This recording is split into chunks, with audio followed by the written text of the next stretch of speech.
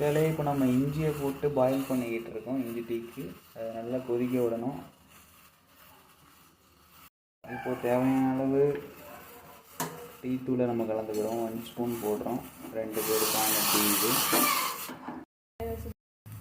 இப்போ நல்லா கொதிச்சு வருது. இப்போ நம்ம என்ன பண்ணணும்னா பாலில் இந்த டிக்கியாசத்தை கலக்கணும். ஃப்ரெண்ட்ஸ், இதில் புதினாவும் நம்ம கலந்துக்க போகிறோம். எதுக்குன்னா டேஸ்ட்டு நல்ல எடுத்து தருவோம். அது அந்த காரணத்தினால இப்போ நம்ம பாலில் அதை மிக்ஸ் பண்ணிடலாம்.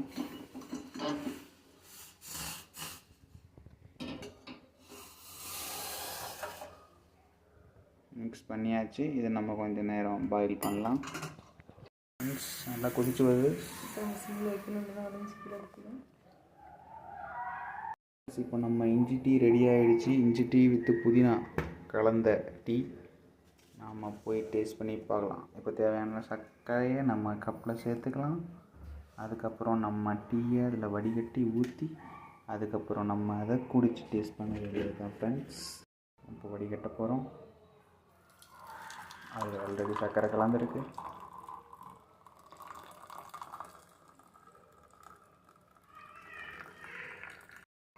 இப்போ இஞ்சி டீ சூப்பராக ரெடி ஆகிடுச்சு. நீங்களும் ட்ரை பண்ணி பாருங்கள். Best of luck.